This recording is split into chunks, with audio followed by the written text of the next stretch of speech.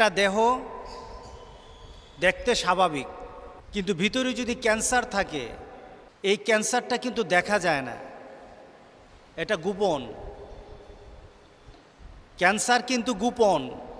আপনার ফুরা কিন্তু দেখা যায়, দাউদ হইলে দেখা যায়, আপনার চর্মরোগ হলে দেখা যায়, কিন্তু ক্যান্সার কিন্তু দেখা যায় না।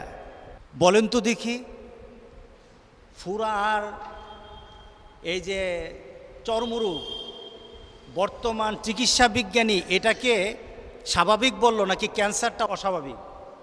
কোনটা স্বাভাবিক, কোনটা রিস্ক বেশি, কোনটা মারাত্মক? যেটা দেখা যায় না এটাই কিন্তু বিপদ।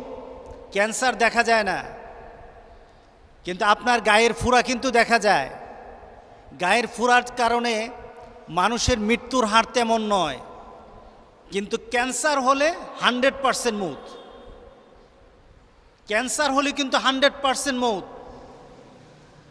আজকে আমাদের মুসলমানদের দেশে, আজকে আমাদের বাংলাদেশে ঠিক ক্যান্সার ধরেই ফেলেছে, দেখা যায় না, দেখা যায় না ক্যান্সার।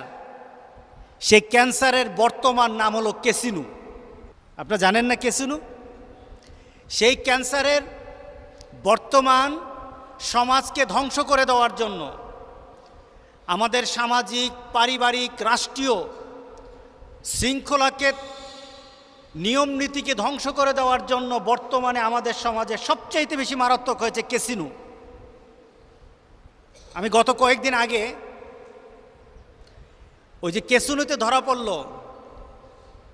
ফকিরাপুল স্পোর্টস ক্লাবে,